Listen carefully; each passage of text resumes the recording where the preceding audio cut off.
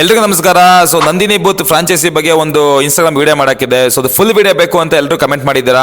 So full video ನೋಡಿ ಇದ್ರ ಬಗ್ಗೆ ಕಂಪ್ಲೀಟ್ ಮಾಹಿತಿ ಕೊಡ್ತೀನಿ. ಈ ನಂದಿನಿ ಬೂತ್ ಫ್ರಾಂಚೈಸಿ ಬಗ್ಗೆ ಹೇಳ್ಬೇಕಂತಂದ್ರೆ ಇದು KMF ಇಂದ ಹೆಂಗೆ ಅಂತಂದ್ರೆ, ಸೊ ಹೊರಗಡೆ ಎಲ್ಲ ಏನು ಹಳ್ಳಿ ಕಡೆಯಿಂದ ಹಾಲ್ಗಳು ತಂದ್ಬಿಟ್ಟು ಸೊ ಡೈರಿಲಿ ಕಂಪ್ಲೀಟ್ ಎಲ್ಲ ರೆಡಿ ಮಾಡ್ತಾರೆ. ಅಂದ್ರೆ ಬರೀ ನಂದಿನಿಲಿ ಹಾಲು ಒಂದೇ ಪ್ರಾಡಕ್ಟ್ ಸಿಗಲ್ಲ. ಸೊ ತುಪ್ಪ, ಬೆಣ್ಣೆ, ಆಮೇಲೆ ಪನ್ನೀರ್ಗಳು, ಈ ತರ ತುಂಬಾ ಐಸ್ ಕ್ರೀಮ್ಸ್ ತುಂಬಾ ಪ್ರಾಡಕ್ಟ್ ಸಿಗುತ್ತೆ. ಅದನ್ನ ಮಾಡ್ಲಿಕ್ಕೆ ಒಂದು ಫ್ರಾಂಚೈಸಿ ಕೊಡ್ತಾರೆ, ಅದೇ ನಂದಿನಿ ಡೈರಿ ಬೂತ್. ಇದು ಕೇರಳ ಅರ್ಜಿ ಸಲ್ಲಿಸಬಹುದು ಅಂತಂದ್ರೆ ಸೊ ಅವ್ರಿಗೆ 15 ವರ್ಷ ತುಂಬಿರಬೇಕು, ಜೊತೆಗೆ ಆಧಾರ್ ಕಾರ್ಡ್ ಇರಬೇಕು, ಪಾನ್ ಕಾರ್ಡ್ ಇರಬೇಕು.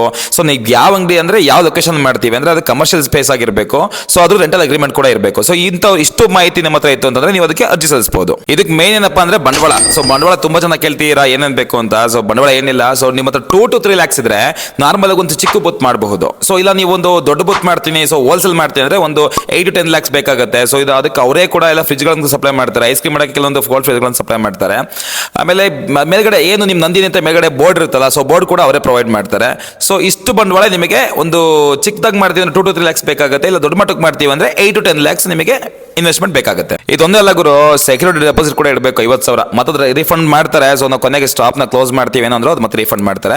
ಅದ್ರ ಜೊತೆಗೆ 10,000 ಲೈಸೆನ್ಸ್ಗೆ ನಾವು ದುಡ್ಡು ಕೊಡಬೇಕಾಗುತ್ತೆ. ಆ 10,000 ಏನು ಅವರೇ ಇಟ್ಕೊಳ್ಳಲ್ಲ. 10,000ಕ್ಕೆ ನಮ್ಗೆ ಏನೇನು ಪ್ರಾಡಕ್ಟ್ಸ್ ಬೇಕು ಪ್ರತಿಯೊಂದು ಪ್ರಾಡಕ್ಟ್ಸ್ ಕೂಡ ಅವರು ನಮಗೆ ಸಪ್ಲೈ ಮಾಡ್ತಾರೆ. ಅಂದ್ರೆ ಹಾಲು, ಮೊಸರು, ಲೈಸೆನ್ಸ್ ಜೊತೆಗೆ 10,000 ರೂಪಾಯಿ ಐಟಮ್ ಕೂಡ ನಮಗೆ ಸಪ್ಲೈ ಮಾಡ್ತಾರೆ. ಸರಿ, ಇನ್ವೆಸ್ಟ್ಮೆಂಟ್ ಅನ್ನ ಮಾಡೋಯ್ತು. ಅದು ಪ್ರಾಫಿಟ್ ಮಾರ್ಜಿನ್ ಎಷ್ಟು ಅಂತನಾ?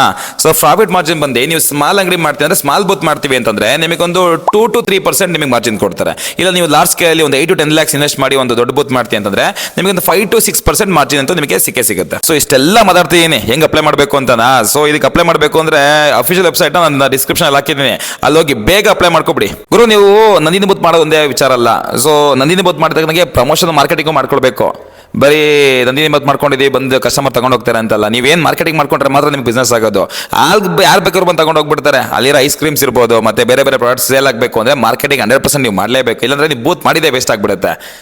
ಆಮೇಲೆ ಎಲ್ಲೆಲ್ಲೋ ಮಾಡೋದಲ್ಲ, ನಾವು ಮಾಡ್ತೀವಿ ಅಂತ ಅಂದ್ಬಿಟ್ಟು ಬೇರೆ ಕಡೆ ಎಲ್ಲ ಒಂದೊಂದು ಕಮರ್ಷಿಯಲ್ ಇರೋ ಕಡೆ ಮಾಡಬೇಕು. ಇಲ್ಲಾಂದ್ರೆ ಸ್ಕೂಲ್ಗಳು, ಬಸ್ ಸ್ಟ್ಯಾಂಡ್ಗಳು, ಈ ತರ ತುಂಬಾ ಒಳ್ಳೊಳ್ಳೆ ಲೊಕೇಶನ್ಗಳಲ್ಲಿ ಮಾಡ್ಕೊಂಡ್ರೆ ಈ ಬಿಸ್ನೆಸ್ 100% ನೀವು ಮುಂದೆ ಒಂದ್ಸಲ ಲ್ಯಾಕ್ಸ್ ಅರ್ನ್ ಮಾಡ್ಬಿಡ್ಬೋದು. ಸೊ ನನ್ನ ಮಾತಿನ ನೀವು ಇನ್ಸ್ಪಿರೇಷನ್ ಆಗ್ಬಿಟ್ಟು ಏನಾರ ನಂದಿನಿ ಬೂತ್ ಓಪನ್ ಮಾಡಿದ್ರೆ ನನ್ನ ಕರೀರಪ್ಪ ಗೆಸ್ಟ್ ಆಗಿ. ಇಲ್ಲ ಅಂತಂದ್ರೆ ಅಟ್ಲೀಸ್ಟ್ ಒಂದು ಹಾಲು ತಗೊಳಕರ ಬಂದು ಹೋಗ್ತೀನಿ. ಸೊ ಮುಂದಿನ ಸೆಕೆಂಡ್ ಅಂತೆ ಈ ತರ ಬಿಸ್ನೆಸ್ ಐಡಿಯಾಸ್ ಬೇಕಾ ನನ್ನ ಅಕೌಂಟ್ ಈಗಲೇ ಫಾಲೋ ಮಾಡ್ಕೊಳ್ರಪ್ಪ.